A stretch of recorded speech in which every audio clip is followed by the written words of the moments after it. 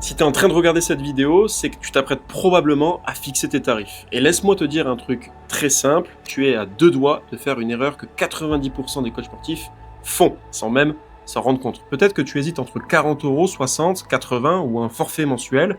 Peut-être que tu te demandes qu'est-ce qui est cohérent, qu'est-ce qui est trop cher, qu'est-ce qui va faire fuir les clients. Mais voilà la vérité. Si tu fixes tes prix sans connaître les 14 règles que je vais te donner dans cette vidéo, tu vas soit te brader, soit perdre des clients, soit t'enfermer dans un modèle qui va te bloquer pendant des années. Donc avant d'écrire un seul chiffre sur ton offre, regarde cette vidéo jusqu'au bout.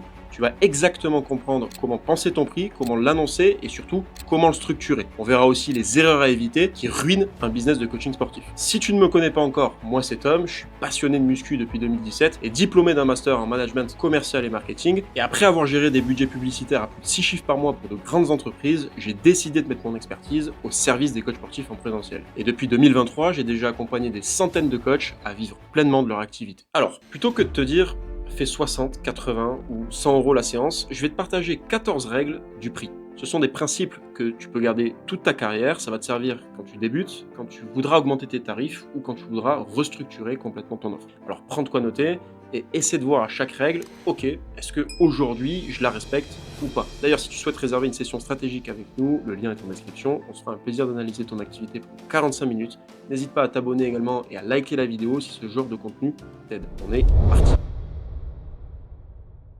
Règle numéro 1, le prix se calcule, il ne s'invente pas. La première erreur que font presque tous les coachs, c'est de démarrer par la question, ok, combien je dois facturer?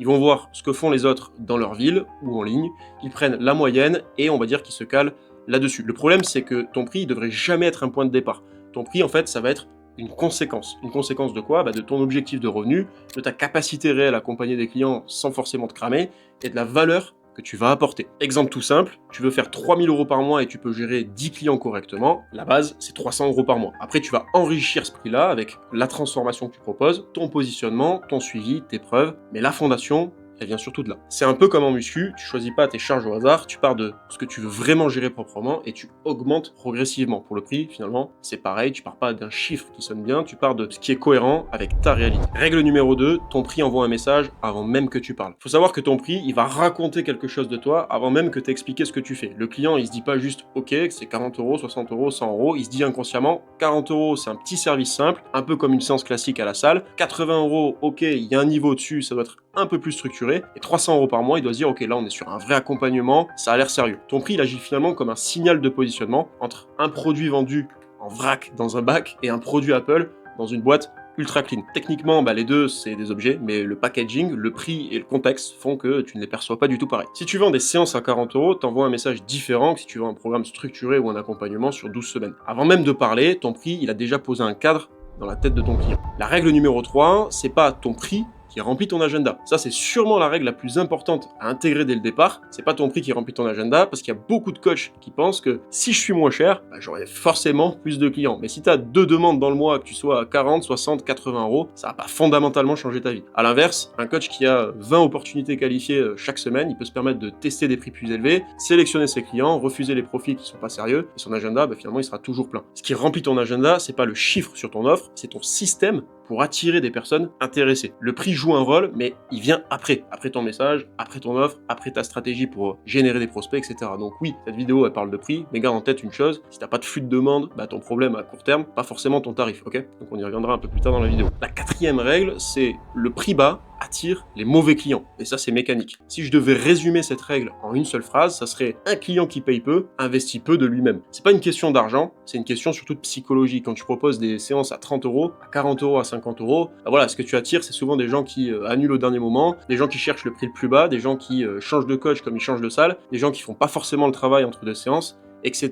Et c'est pas parce qu'ils sont mauvais, c'est parce que le prix n'a pas créé chez eux un vrai engagement émotionnel. Pour que quelqu'un il s'implique vraiment, il doit ressentir qu'il a quelque chose à perdre s'il n'agit pas. C'est pour ça que les programmes plus chers obtiennent souvent de meilleurs résultats. Pas parce que le coach est meilleur, c'est parce que le client, forcément, il est plus engagé. Un prix bas, forcément, ça fait rentrer du monde, quant à la bonne stratégie d'acquisition, encore une fois, mais rarement les bons profils. Et à terme, ça risque de t'amener beaucoup de problèmes. La règle numéro 5, ton prix doit être cohérent avec la transformation. Ça, c'est une règle que presque personne n'explique clairement. Tu dois jamais fixer un prix en fonction du temps que tu passes, tu dois fixer un prix en fonction du changement que tu vas apporter. Une séance, tu vends du temps, forcément c'est un prix bas. Une transformation de 8 à 10 kilos, tu vends un résultat, donc forcément c'est un prix haut. Imagine, il y a 2 coachs qui font exactement la même séance. Le premier, il vend une séance à 40 euros. Le deuxième, il vend un programme complet avec un accompagnement pour perdre 10 kilos à 450 euros par mois. Même travail physique en soi, mais 2 prix totalement différents parce que le contenu n'est pas présenté dans le même cadre. C'est exactement comme un resto finalement. Tu peux acheter la même pâte dans un fast-food ou dans un resto gastronomique. C'est pas la matière première qui change, c'est la manière dont c'est présenté, servi et surtout positionné. En coaching, c'est pareil. Tu vends pas une heure, tu vends un résultat. Et un résultat a beaucoup plus de valeur qu'une simple heure. La règle numéro 6, plus ton prix est clair, plus il est crédible et forcément vendu plus facilement. Il y a beaucoup de coachs qui n'arrivent pas à vendre parce que leur tarification, elle est floue, elle est improvisée et elle n'est pas cadrée. Quand ton prix il est flou, le client il se dit automatiquement « Ok, donc il peut baisser ». Est-ce qu'il peut négocier? Pourquoi ça change? Pourquoi c'est pas clair? L'être humain, il déteste l'incertitude. Il préfère un prix clair plutôt qu'un prix bas. Donc, voici la règle. Plus ton prix est structuré, assumé, expliqué, plus il paraît normal dans la tête de ton client. C'est exactement comme quand tu rentres chez Apple, encore une fois, tu vois un produit à 1500 euros, personne qui se dit ok, ils ont sorti ce prix au hasard. Non, il y a tout qui a été cadré, il y a tout qui a été réfléchi et surtout assumé. En coaching, tu dois surtout donner cette impression dès le départ. Ton tarif, il doit être clair, stable, présenté naturellement. Forcément, quand ton prix est logique dans ta bouche, il devient logique dans la tête du client. Règle numéro 7, ton prix dépend plus de ton positionnement que de ton diplôme. Il y a beaucoup de coachs qui pensent que c'est leur diplôme, leur certification ou leur niveau technique qui détermine leur tarif. Alors oui, un petit peu, mais la réalité, c'est que ton prix, il va surtout dépendre avant tout de ton positionnement. Un coach généraliste qui dit j'aide tout le monde à se remettre en forme se place automatiquement dans la catégorie la plus concurrentielle du marché, donc la plus limitée aussi en termes de prix. À l'inverse, un coach qui va être spécialisé, forcément il peut facturer plus cher parce qu'il résout un problème qui est plus spécifique. Perte de poids pour femmes ménopausées ou préparation marathon, etc. Forcément, plus ton problème il va être précis, plus ta valeur perçue elle va augmenter. C'est exactement comme un médecin généraliste et un chirurgien qui est spécialisé. La même base de métier, mais l'expertise elle est totalement perçue différemment. Donc ton prix il doit refléter ce que tu résous et pas seulement ce que tu fais en séance. La règle numéro 8, ta capacité réelle détermine ton prix, car ton énergie est limitée, pas ton envie. La plupart des coachs fixent leurs tarifs uniquement en fonction du marché ou de ce que font les autres coachs. Le problème, c'est que ton prix, il doit aussi tenir compte d'un facteur que presque aucun coach ne calcule, c'est ton énergie disponible et ta qualité d'accompagnement par client. Pas une machine, plus tu prends de clients à bas prix, plus tu multiplies les séances, les déplacements, les suivis, les messages, et plus la qualité de ton coaching va baisser mécaniquement. Quand tu dépasses ta capacité naturelle, tu entres dans un mode où t'es fatigué, tu t'énerves plus vite, t'es moins pédagogue, t'as plus de recul, t'as plus d'empathie, tu fais moins de suivi entre les séances, bref, tu perds patience. Les résultats, forcément, des clients, ils progressent moins et ils peuvent être aussi moins satisfaits. Un tarif, il doit donc être aligné avec un nombre de clients que tu peux accompagner, avec un haut niveau d'attention et de disponibilité mentale, pas un nombre qui te remplit juste ton planning. Un coach qui facture trop bas, il doit obligatoirement compenser par quoi? Par le volume, et c'est ce volume qui va détruire aussi la qualité de ton service. Alors qu'un coach qui facture au niveau juste, il peut garder 10 à 12 clients maximum, offrir un suivi plus précis, être plus présent mentalement, mieux analyser les progrès et surtout maintenir une relation de qualité. La règle numéro 9. Ton tarif peut et devrait évoluer souvent. C'est une règle essentielle que 90% des coachs respectent pas forcément. Il y a beaucoup qui fixent un prix à leur début et qui le touchent plus pendant, 2 ans, 3 ans. D'ici là, forcément, ils ont plus d'expérience, plus de résultats clients, plus de témoignages, une meilleure offre, une meilleure structure, une meilleure pédagogie, mais le même tarif. En fait, c'est une aberration économique parce que si tu fais pas évoluer ton prix, ton business, il va rester figé alors que toi, tu vas progresser. Et finalement, une augmentation, ça n'a pas besoin d'être énorme. Si tu fais déjà plus 10% tous les 6 mois ou tous les 1 an, ça change complètement ton revenu annuel. Un tarif, il n'est pas figé, il doit accompagner ton évolution, ton expertise et la qualité de ton accompagnement. Le bon coach ne change pas ses prix tout le temps, mais il les réévalue intelligemment. La règle numéro 10, la manière dont tu annonces ton prix compte plus que le prix en lui-même. C'est une règle dont on parle forcément jamais alors que c'est l'une des plus importantes. La vérité, c'est que 2 coachs peuvent annoncer exactement le même prix et pourtant avoir un résultat totalement différent. Pourquoi ? Parce que c'est pas juste le chiffre que tu donnes, c'est comment tu le dis. Si tu annonces ton prix en mode t'hésites, c'est 300 euros par mois, ton client forcément il va douter. Même si ton prix il est cohérent, il aura l'impression que toi-même en fait t'y crois pas. À l'inverse, si tu annonces ton prix calmement, naturellement, comme si c'était une évidence, ton client il prend comme une information qui est logique. Quand tu donnes ton prix, tu dois être posé, tu dois respirer, tu dois le dire comme si tu annonçais le jour de la semaine et que ça te semble logique, ok? Pas comme si tu demandais une faveur. Un prix bien annoncé, ça devient crédible, un prix mal annoncé, ça devient suspect. Règle numéro 11, toujours annoncer le prix total avant de parler du mensuel si tu vends des accompagnements. Pourquoi se priver d'un paiement complet et total d'un coup si on peut en prendre un. Uniquement si la logistique financière finalement pose un problème, on descend et on propose en mensuel. Et je m'explique, s'il y a une objection à la fin, tu annonces ton prix à la fin de ton pitch de vente, on essaie déjà d'évaluer quelle est cette objection, on la traite ensuite. Si on voit que c'est juste une question de moyens financiers, alors à ce moment-là, on peut potentiellement proposer du mensuel ou un étalement de paiement. Règle numéro 12, lorsque tu annonces ton prix, silence radio. Ça, c'est une règle simple, peut-être que tu l'as déjà entendue, mais elle est hyper puissante. Quand tu donnes ton prix, tu dois le dire et te taire.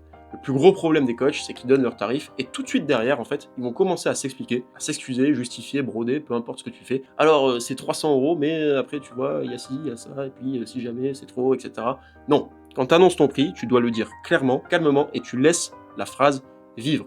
Le programme complet, il est à 1200 €. Silence. Ce silence, en fait, il va prouver que tu assumes, il montre que tu es sûr de toi, et c'est ça qui donne aussi confiance au client. Si toi-même, en fait, tu vas trembler à l'idée d'annoncer ton prix, bah ton client, qu'est-ce qu'il va faire? Lui, il va douter aussi à ta place. Le prix, il doit être annoncé comme quelque chose de normal, comme je le disais tout à l'heure, et rien de plus. Donc, silence radio, une fois que tu annonces ton prix. La règle numéro 13, tes meilleurs clients ne choisissent jamais en fonction du prix. Ça, c'est important à comprendre pour arrêter de te brader. Les clients qui vont changer ta vie, ceux qui appliquent, qui te respectent, qui progressent, qui te recommandent, c'est jamais ceux qui choisissent le coach le moins cher. Ils veulent avancer et pas forcément économiser 20 €, 30 €, 50 € par mois. Et inversement, les clients qui te fatiguent finalement le plus sont presque toujours ceux qui choisissent en fonction du prix.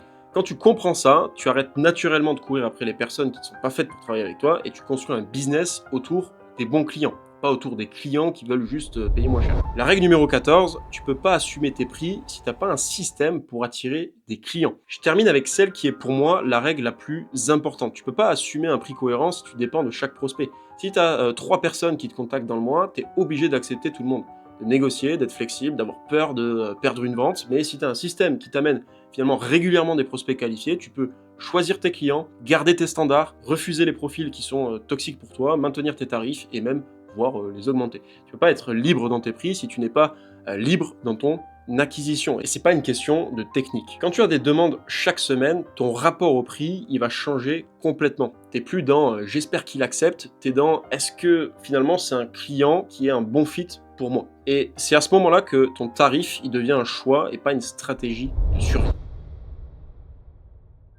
Donc voilà, c'était tout pour cette vidéo. J'espère que ces 14 règles auront pu te servir pour établir tes tarifs. Et si ça t'a plu, n'hésite pas à t'abonner, à liker la vidéo, à commenter. Je vais sortir pas mal de vidéos qui vont t'aider à développer ton activité de coach sportif. Et si tu veux qu'on t'aide également à la développer, tu as juste à réserver ta session stratégique avec nous. Le lien est en description. On se fera un plaisir d'analyser ton activité et de voir comment t'aider. C'était Tom, je te dis à très vite.